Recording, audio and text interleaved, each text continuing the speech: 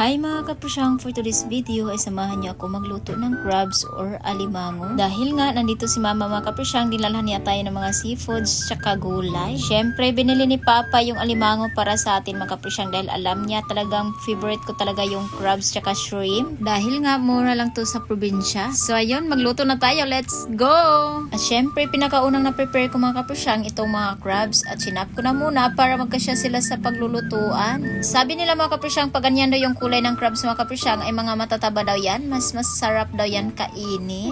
At dahil nga hindi tayo expert magluto mga kapusyang ay syempre mag-search muna tayo sa YouTube. Sabi ng lula ko mga kapusyang, pag hindi ka pa raw marunong magluto mga kapusyang ay huwag ka munang mag-aasawa.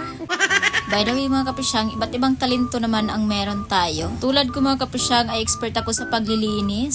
Dahil nga nung bata pa kami mga kapusyang ay may iba't ibang assignment sa kami. Yung sa akin mga kapusyang ay ang paglilinis at ang paglalaba lamang. Kaya nga no wonder na hindi ako marunong magluto mga kapusyang dahil nga yung assignments namin ng kapusyang ay permanent na yun. Naluto na pala yung crabs natin mga kapusyang.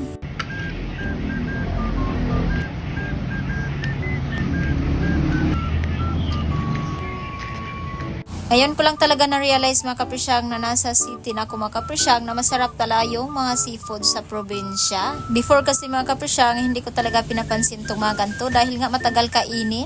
At yun na nga mga kapusyang, tinikman ko na tong crabs na niluto ko. At yun lang po mga kapusyang, thank you for watching. Bye!